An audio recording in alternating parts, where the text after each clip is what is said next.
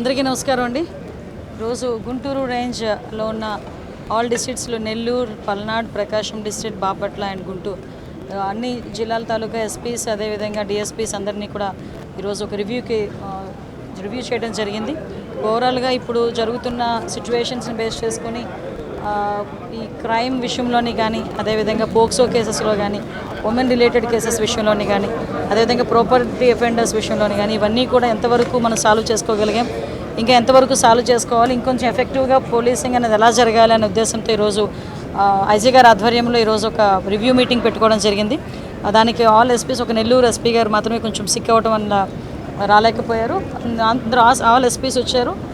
ఈరోజు మనం చూసుకుంటే ఇక్కడ మనకి ఇదేంటంటే హార్ట్ ఆఫ్ ద సిటీ, మనకి స్టేట్ లాగా మనం ఫీల్ అవ్వాలి. ఈ రేంజ్ ఎస్పెషల్లీ గుంటూరు, మనకి అమరావతి ఏరియా, అదేవిధంగా ఏపీ సెక్రటేరియట్, హైకోర్టు, రాబోయే కాలంలోని ఈ యాక్చువల్గా ఇక్కడ చాలా సిటీ మనకు డెవలప్ అవుతున్న ఇటువంటి సిచ్యువేషన్. పొలిటికల్ సైడ్ మనం చూసుకుంటే ఇక్కడే మనకి పార్టీ ఆఫీసెస్ ఇక్కడ ఉండటం, అదేవిధంగా జగన్మోహన్ రెడ్డి గారి ఇల్లు, అదేవిధంగా ఇక్కడ అన్ని చాలామంది ఎంపీస్, ఎమ్మెల్యేస్, ఎక్స్ఎమ్మెల్యేస్, ఎక్స్ఎంపీస్ అందరూ కూడా ఉండటం, ప్రోటోకాల్ ఇష్యూ డిప్యూటీ సీఎం గారు ఇక్కడే ఉండటం. అంటే ఇటువంటి సిచ్యువేషన్స్లో ఒక పొలిటికల్ సైడ్ మేనేజ్ చేసుకోవాలి, ఒక క్రైమ్ వైపును కూడా ఎటువంటి ఇబ్బందులు కలగకుండా కూడా చూసుకోవాలి. అట్ ద సేమ్ టైం ప్రజల రక్షణార్థం కూడా పోలీస్ పనిచేయాల్సిన అవసరం ఉంది. అట్ ద సేమ్ టైం ఇప్పుడు మన పల్నాడు దగ్గరకు వచ్చేసరికి ఎంతో కొంత ఫ్యాక్షన్ అన్నది ఈ మధ్యకాలంలోని తగ్గినప్పటికీ కూడా ఆ ఫ్యాక్షన్ మూలాలు అయితే కొన్ని చోట్ల మనకు కనిపిస్తున్నాయి. ఓవరాల్గా చూస్తే ఒక 40 విలేజెస్ని కూడా ఈరోజు మనం చూస్తే ఫ్యాక్షన్ విలేజెస్ కింద వాళ్ళు ఐడెంటిఫై చేసుకొని వాటికి తగ్గట్టుగా ఈరోజు పోలీసింగ్ అనేది వాళ్ళు చేస్తున్నారు. ఎస్పెషల్లీ అటువంటి గ్రామాల్లోనే ఎవరైనా బయట వ్యక్తులు వస్తున్నారా, వెళ్తున్నారా, ఎప్పుడు వస్తున్నారు, ఎప్పుడు వెళ్తున్నారు, అలాంటి వాటి మీద కూడా నిఘా ఏర్పాటు చేసుకునే పరిస్థితి కూడా వచ్చింది. అంటే అంత డీప్ లెవెల్లో ఈరోజు పోలీస్ వ్యవస్థ అనేది పనిచేయటమే కాదు, ఎక్కడ కూడా నేరాలు జరగకుండా చూసుకోవాల్సిన బాధ్యత కూడా మనం పెట్టుకున్నాం.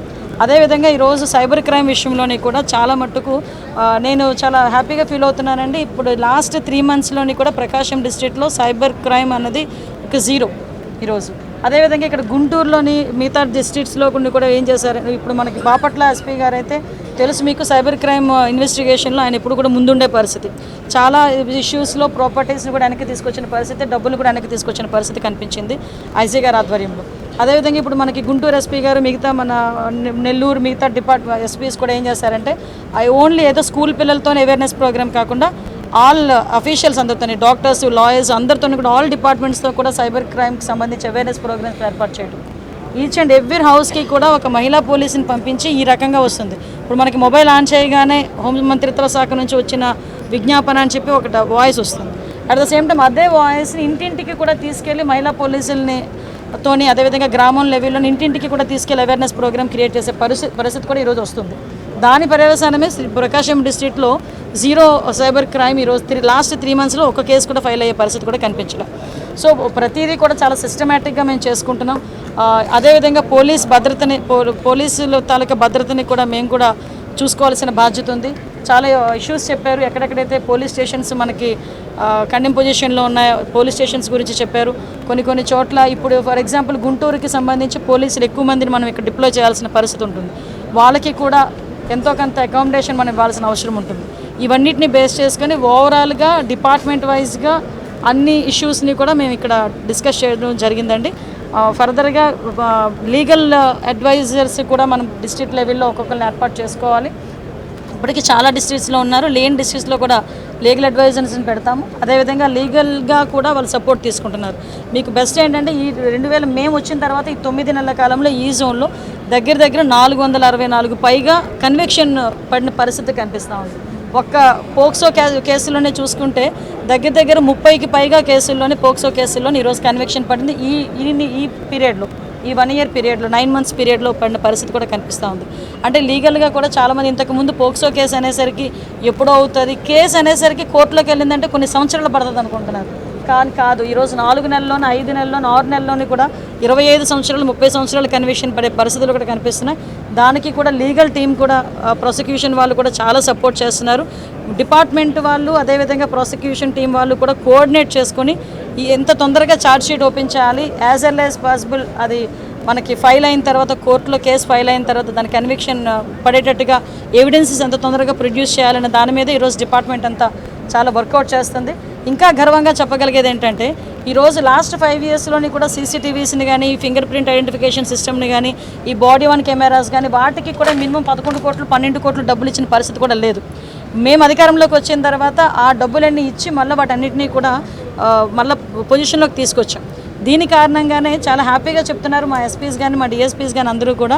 ఈరోజు మేము పట్టుకుంటున్న కేసెస్లోని ఎవరైతే అక్యూజ్డ్ ఉన్నారో వాళ్ళందరినీ కూడా సీసీటీవీ కెమెరాస్ని బేస్ చేసుకొని 70% మేము పట్టుకుంటున్నాం. టెక్నాలజీని బేస్ చేసుకొని మిగతా మేము పట్టుకోగలుగుతున్నాం. సీసీటీవీ కెమెరాస్ మ్యాక్సిమం ఎక్కువ కీ రోల్ ప్లే చేస్తున్నాయి అని చాలా క్లారిటీగా చెప్పారు. దీనిలో భాగంగానే ప్రతి ఎస్పీ పరిధిలోని కూడా 5,000 నుంచి 10,000 వరకు టార్గెట్లు కూడా ఇవ్వడం జరిగింది. వాళ్ళు పెడుతున్నారు. మేము పబ్లిక్కి కూడా అప్పీల్ చేసేది ఏంటంటే మీ ఇళ్ళ దగ్గర, అదేవిధంగా మీ షాప్స్ దగ్గర, మీ వ్యాపార సంస్థల దగ్గర, స్కూల్స్ దగ్గర కూడా సీసీటీవీ కెమెరాస్ ఉండాలి. సీసీటీవీ కెమెరాస్ ఫుటేజ్ కనుక ఏదైనా క్రైమ్ డిటెక్షన్లోని కానీ ఇన్వెస్టిగేషన్లోని కానీ అడిగినప్పుడు పోలీస్ డిపార్ట్మెంట్ వాళ్ళకి సహకరిస్తేనే తొందరగా ఏదైతే ఇన్వెస్టిగేషన్ అనేది పూర్తయి అవతల వాళ్ళకి న్యాయం జరుగుతుంది. అదేవిధంగా డ్రోన్స్ మీరే తెలుసు. ఆ డ్రోన్స్ కూడా ఈరోజు పరిస్థితి ఏమవుతుందంటే ఇంతకుముందు ఏదో డ్రోన్ వస్తుంటే ఎందుకు వచ్చిందని చూసేవారు, ఇప్పుడు డ్రోన్ వస్తుందని పరిగెడుతున్నారు. అక్కడ ఓపెన్ డ్రింకింగ్ కానీ ఓపెన్ గ్యాంబ్లింగ్ కానీ ఇలాంటివి ఏమీ చేయకుండా అదేవిధంగా ఎక్కడైనా ఎవరైనా ఇబ్బంది పెడుతున్నారన్నా మొన్న కోటప్పకొండకి సంబంధించి ఉత్సవాలు జరిగినాయి. ఆ కోటప్పకొండ సంబంధించిన ఉత్సవాలు ఎక్కడ కూడా ఒక చిన్న ఇన్సిడెంట్ కూడా జరగకుండా డ్రోన్ సిస్టమ్ని పెట్టుకొని మనం చేసే పరిస్థితి. ఇప్పుడు బాపట్ల దగ్గర చూస్తే అరౌండ్ ఆ స్ట్రెచ్ అంతా 16 కిలోమీటర్స్ స్ట్రెచ్ అంతా సీ కోస్ట్ ఉంటుంది. అక్కడంతా కూడా టూరిజం ఎక్కువగా డెవలప్ అయ్యే పరిస్థితి. అక్కడ కూడా ఎస్పెషల్లీ సండే సాటర్డేస్లోని ఆ డ్రోన్స్ని కూడా పెట్టి ఎక్కడ కూడా అలర్ట్గా ఉండే పరిస్థితి కూడా కనిపిస్తుంది. ఈవెన్ అక్కడ ఉన్న స్విమ్మర్స్ని కూడా అక్కడ ఏర్పాటు చేసుకొని రెస్క్యూ ఆపరేషన్స్ చేసుకోవడం జరుగుతుంది. ఎస్డిఆర్ ఈవెన్ ఈరోజు మాకు డిఐజీ గారు ఎస్పీ గారు కూడా ఒక సజెషన్ కూడా చేశారు. అక్కడున్న కొంతమంది స్విమ్మర్స్ని మనం ఐడెంటిఫై చేసుకొని ఎస్డిఆర్ఎఫ్ టీం నుంచి కూడా వాళ్ళకి ట్రైనింగ్ కూడా ఇచ్చే పరిస్థితి ఉంటే బాగుంటుందని చెప్పారు. అది కూడా మేము పరిగణలోకి తీసుకొని రాబోయే కాలంలో ప్రజల భద్రత ధ్యేయంగా పనిచేసే పోలీస్ వ్యవస్థగా మా పోలీస్ వ్యవస్థ ఉంటుందని చెప్పడానికి గర్వపడుతుంది. రహస్యం ఏముంది? అవునా?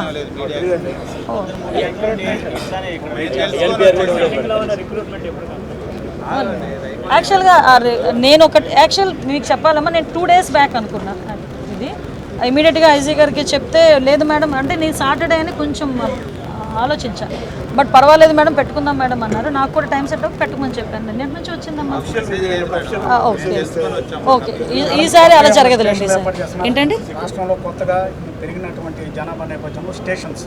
స్టేషన్స్ బైఫర్గేషన్ అయిన తర్వాత స్టేట్ బైఫర్గేషన్ అయిన తర్వాత మ్యాక్సిమం స్టేషన్స్ అన్నీ కూడా పెట్టుకున్నామండి. ఇప్పుడు జిల్లాలు పెరిగినాయి కాబట్టి జనాభా ప్రాతిపదికన ఎక్కడైనా నాకు తెలిసి ఒక 10 ఎన్నో ప్రపోజల్స్ వచ్చినాయి. 10 కూడా మేము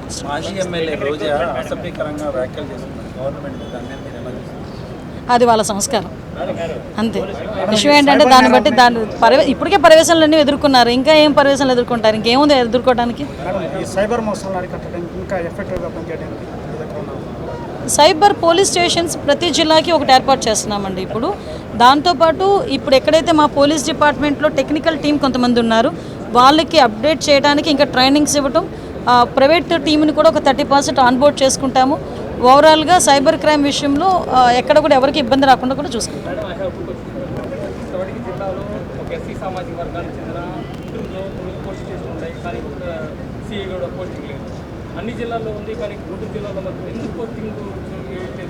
అదండి నేను అదే అనుభూతున్నాను. హోం మంత్రినే దళిత మహిళలు ఉన్నాను కదా, మీరు అదెందుకు ఆలోచించట్లేదు?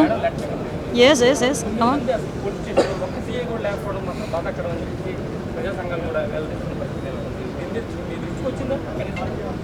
ఏమండి మాకు సిఐలు అందరూ ఎంతమంది ఉన్నారు, ఏం చేస్తున్నారు, ఎలా పనిచేస్తున్నారు అన్నది మేము చూసుకుంటాం మా వరకు వచ్చినప్పుడు. ఇప్పుడు మీరు చెప్పారు కదా, దాని మీద కూడా నేను మాట్లాడతాను. కానీ ఒకటి మీరు ఆలోచించుకోవాలి, మీరు కూడా పత్రికా విలేకరులు, సామాజిక స్పృహ కలిగిన వాళ్ళు.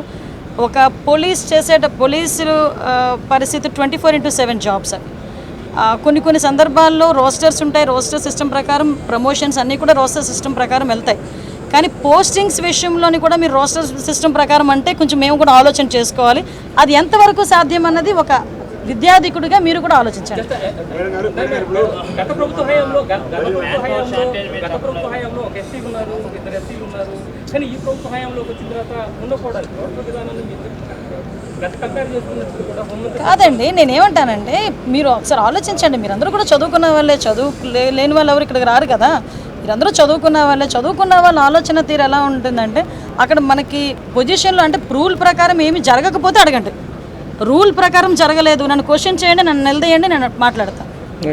అంతే తప్పించి అది మీరు ఇలా అడిగితే ఎలా అవుతుంది? ప్రమోషన్స్ కానిస్టేబుల్ టు ఎస్సీ, తర్వాత సిఐ టు డిఎస్పీ అన్ని కూడా దాదాపు 5 సంవత్సరాలు చాలా మంది కానిస్టేబుల్ రిటైర్ అయిపోతున్నారు, కొంతమంది రిటైర్ అయిపోతున్నారు. ప్రమోషన్ ఏం లేదండి, almost AR to civil, APS to civil వచ్చిన తర్వాత వాళ్ళు వచ్చేదో కోర్టు ఆల్రెడీ ట్రైనింగ్ పంపించిన కూడా చాలా అవమానం ఫీల్ అవుతున్నారు. అవమానం కాదండి, కొంత మేరకు ఏంటంటే ఇంటర్నల్గానే కొంతమంది వాళ్ళు స్థాయిలో పెద్ద ఇష్యూ అవుతుంది. ఎందుకంటే పరిస్థితి యాక్చువల్గా ఎందుకంటే కొంతమంది కన్వర్షన్ కూడా మేము వచ్చిన తర్వాత ఒకసారి ఒక కన్వర్షన్ కూడా చేస్తున్నాము. నెక్స్ట్ ఇంకొకటి ఏంటంటే ఈ 95 బ్యాచ్ ఎవరైతే సిఎస్ ఉన్నారో వాళ్ళు డిఎస్పీ ప్రమోషన్కి మొన్నే హైకోర్టు నుంచి కూడా కొంత ఊరట వచ్చింది, అది కూడా మేము మొదలుపెట్టాం. ఈ సూపర్ న్యూమరీ పోస్టుల గురించి కూడా వాళ్ళు కూడా అడిగారు, దాని మీద కూడా ఎంతవరకు కసరత్తు చేయాలన్నది అసెంబ్లీలోనే చెప్పాను. ఇంకా ఈ ప్రమోషన్స్ విషయంలోని కూడా ఆటోమేటిక్గా మేము ఇంతవరకు రిక్రూట్మెంటే జరగలేదు. లాస్ట్ 5 సంవత్సరాలు ఒక పోస్ట్ కూడా వేయలేదు. మళ్ళీ మేము ఈరోజు వచ్చే కానిస్టేబుల్ పోస్టులు అన్నిటికీ కూడా కోర్టుల దగ్గర నుంచి వచ్చిన హడిల్స్ అన్నీ కూడా తొలగించుకుంటూ ఒకటి తొలగించుకుంటూ ఈరోజు 6,000 మందిని ఈరోజు రిక్రూట్ చేయాలని చెప్పేసి మేము చిత్తశుద్ధితో ఉన్నాం. అదేవిధంగా మహిళా పోలీస్ అని చెప్పి ఎక్కడ కూడా ఏ వర్క్ కూడా ఎండాస్ చేయకుండా లాస్ట్ 5 సంవత్సరాలు నడిపేశారు. ఆ మహిళా పోలీసుని కూడా ఏ రకంగా పోలీస్ వ్యవస్థలో మేము ఇన్వాల్వ్ చేయాలి, లేకపోతే వాళ్ళందరి విల్లింగ్నెస్ బట్టి వాళ్ళందరినీ కూడా ఏ పోస్టులకి ఎక్కడెక్కడ వాళ్ళు అలొకేట్ చేయాలన్నది కూడా మేము చేసుకుంటాం. అందుకేనండి ప్రాక్టికల్గా వాళ్ళకి రన్నింగ్ ఈ ట్రైనింగ్స్ లేకుండా ఉన్న పోస్టులు కూడా ఉన్నాయి. ఇప్పుడు ఫర్ ఎగ్జాంపుల్ ఒక మహిళా పోలీసు ఉన్నారు, మేము పోలీస్ స్టేషన్లో ఒక రిసెప్షన్ ఉంటుంది, రిసెప్షన్లో కూర్చోబెడతాము. వచ్చిన వాళ్ళందరికీ కూడా కౌన్సిలింగ్ ఇచ్చే పొజిషన్ అయితే ఉంటుంది కదా. మీరు అనుకోవచ్చు మహిళా పోలీస్ ట్రైనింగ్ అవ్వలేదమని, కానీ వాళ్ళు వెల్ ఎడ్యుకేటెడ్, ఎంటెక్లు చేసిన వాళ్ళు, బీటెక్లు చేసిన వాళ్ళు, ఎంసీఏలు, ఎంబీఏలు చేసిన వాళ్ళు కూడా చాలామంది ఉన్నారు. వాళ్ళు ఏ రకంగా వాళ్ళ విద్యను బట్టి, వాళ్ళ అర్హతను బట్టి వాళ్ళని ఏ విధంగా మేము యూజ్ చేసుకోవాలో చేసుకుంటాం.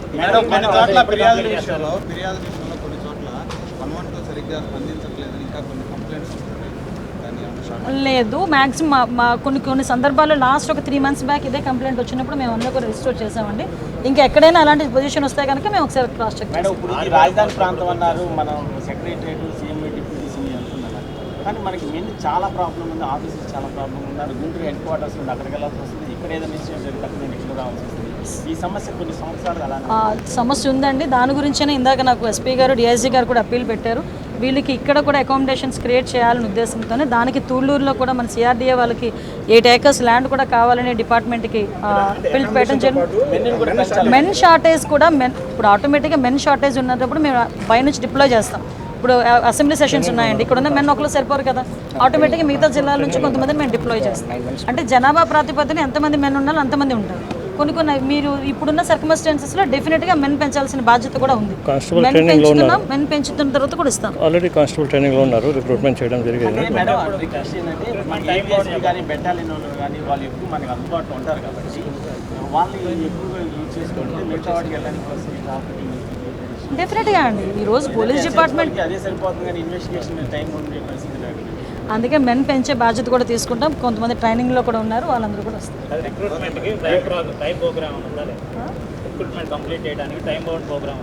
టైం బౌండ్ ప్రోగ్రామ్ ఎలాగో ఉంటుంది కదండి రిక్రూట్మెంట్ చేయడానికి. మీరు మేము వచ్చిన తర్వాత మేము మొదలు పెట్టామా లేదా? మేము వచ్చి 1 year అయినా మేము మొదలు పెట్టాం. ఫిజికల్ టెస్ట్ అన్ని కూడా అయిపోయినాయి, ఇంకొక రిటర్న్ టెస్ట్ ఒకటే ఉంది. అది అయిపోయిన తర్వాత ఆటోమేటిక్గా వాళ్ళు ఫీల్డ్ మీద ఇప్పటికి ఇంకా వైసీపీ గవర్నమెంట్ ఉన్న సిచ్యువేషన్ దాకా కనిపిస్తామని గోరంట్ల మాధవన్ అతను ఎస్పీ ఆఫీస్లోకి వచ్చి పోలీసులు కొట్టే పరిస్థితి ఎందుకు అంత ధైర్యం అట్లా వచ్చింది? దానివల్ల ఇప్పుడు కొన్ని సిచ్యువేషన్స్లో వాళ్ళు అప్పర్ హ్యాండ్ తీసుకోవడానికి కొంత ట్రై చేస్తుంటారు. అప్పర్ హ్యాండ్ తీసుకొని ట్రై చేస్తారు. అది మీరు అదే భయం అనేది ఉండే మేము కల్పించాం అనుకోండి, మళ్ళీ మీరేం మాట్లాడతారు తర్వాత? భయం కాదండి. ఇప్పుడు కావాలి ఒకటండి, మేము లా అండ్ ఆర్డర్ కంట్రోల్ చేయాలి, అట్ దట్ సేమ్ టైం ప్రజలు ఎవరు కూడా ఇబ్బంది పడకూడదు అన్నది 2 ఆలోచన చేసుకుంటుంటాం. ప్రతి సందర్భంలో ఏ పోలీస్ అయినా ఆలోచన చేయాలి. ఒక పక్క భయం ఉండాలి, అలాగని ప్రజలు కూడా ఇబ్బంది పడకూడదు, 2 బ్యాలెన్స్ చేయాలి. ఈరోజు గోరెంట్ల మాధవ్ అన్న విషయంలో కొంత మేరకు పొరపాటు జరిగిందనే కదా 11 మంది పోలీసులు ఈరోజు సస్పెండ్ అయ్యారు. ఆ పరిస్థితి రాకుండా ఉండాలి అనుకున్న ఉద్దేశంతోనే ఈరోజు ఇలాంటివి మేము అందరూ రివ్యూస్ పెట్టుకొని ఫర్దర్గా జరగకుండా చూసుకునే బాధ్యత తీసుకోవాలని మేము కోరుకుంటున్నాం. ఇంకా సోషల్ మీడియాలో వైసీపీ ఇప్పుడు కూడా మాట్లాడుతూనే ఉన్నారు. పంచ ప్రభాకర్ అని ఆ ప్రదీప్ అని వాళ్ళ ఇష్టానుసారంగా అంటే ఆన్లైన్ మాటలతో మాట్లాడుతున్నారు. వాళ్ళ మీద ఇంతవరకు చర్యలు లేవు. మీ మీద చేసిన వాళ్ళ మీద కూడా ఇంతవరకు చర్యలు తీసుకోలేదు. చాలా మంది మీ మీద ఇప్పుడు నా మీద చేసే వాళ్ళు ఈ రోజు చేస్తారు, రేపు చేస్తారు, ఎల్లుండే చేస్తారండి. నేనేం మాట్లాడుతున్నానంటే ఇప్పుడు ఎస్పెషల్లీ చాలా మ్యాక్సిమం మీరు ఇలా మాట్లాడుతున్నారు కానీ మీరు ఒక్కసారి ఆలోచన చేసుకోండి. లాస్ట్ మనకి కంపేర్ విత్ లాస్ట్ 5 years మొన్న ఈ 10 monthsలోని ఉన్నారు, లేరని చెప్పట్లే, ఉన్నారు. మ్యాక్సిమం తగ్గిందా లేదా చెప్పండి, తగ్గిందా లేదా మీరే చెప్పండి. తగ్గింది. ఇంకా కొంతమంది ఉన్నారు, వాళ్ళ మీద కూడా చర్యలు ఉంటాయి. అంత కంగారు పడిపోతే ఎలాగ మనం?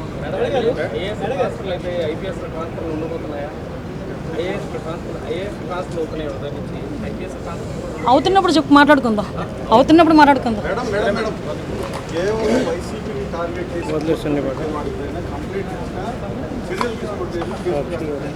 కేసులు కట్టలేదు అన్న పరిస్థితి ఎక్కడా లేదండి. కేసులు వాళ్ళు ఫాల్స్ కేసు పెట్టినా కూడా కేసు కట్టి రిసిప్ట్ అయితే ఇస్తున్నారు మా వాళ్ళు. కేసు కట్టలేదు అన్నది అయితే అక్కడ లేదు. కావాలని వాళ్ళు ఏదో మీడియాలో బాగా వస్తుందని చెప్పి మాట్లాడుకుంటున్నారు తప్పించి అది మా బాధ్యత. అలా కేసు ఇచ్చిన తర్వాత రిసిప్ట్ ఇవ్వకపోతే పోలీస్ ఉద్యోగం పోతుంది, అర్థమైందా? కాబట్టి ఏ పోలీసు అంత ధైర్యం చేయరు. తర్వాత ఇన్వెస్టిగేషన్లో అది ఫాల్స్ కేసా లేకపోతే నిజంగా అందులో కంటెంట్ ఉంటుందో ఆలోచన చేసుకొని ఆ కేసుకి మేము ఏం చేయాలో మేము చేసుకుంటాం, అంతే తప్పించి కేసు ఫైల్ చేయలేదు అన్నది మాత్రం ఎక్కడ కూడా లేదు. ఒకే కేసులో కిరణ్కి గోరంట్ల మాధవ్ మధ్య ఇష్యూ అయింది. ఒకే కేసు కిరణ్ ఏమో అరెస్ట్ చేసి మీడియా ముందు ఆధారపరిచారు. ముస్ కేసు ఇది టీడీపీ సపోర్ట్గా మాట్లాడారు. వైసీపీ సపోర్ట్గా మాట్లాడిన గోరంట్ల మాధవ్నేమో ఇక్కడ మీరు నుంచున్న ప్లేస్లోనే వచ్చి మొత్తం పోలీస్ డిపార్ట్మెంట్ తిప్పి వెళ్ళాడు దర్జాగా. దాని మీద మీరు అన్నిటికీ ఉంటాయండి. ఏదో అంటారు కదా, అన్ని ఏదో చర్యకి ప్రతిచర్య ఉంటుంది అంటారు కదా. అలాగని మేము ఏదో ఇల్లీగల్గా వెళ్తామని మేము అనట్లేదు. ఈరోజు అతను అరెస్ట్ చేసాము, రిమాండ్లో పెట్టాము. అందులో జరిగిన చిన్న చిన్న తప్పులు దొరికాయి కాబట్టి 11 మంది సస్పెండ్ అయ్యారు.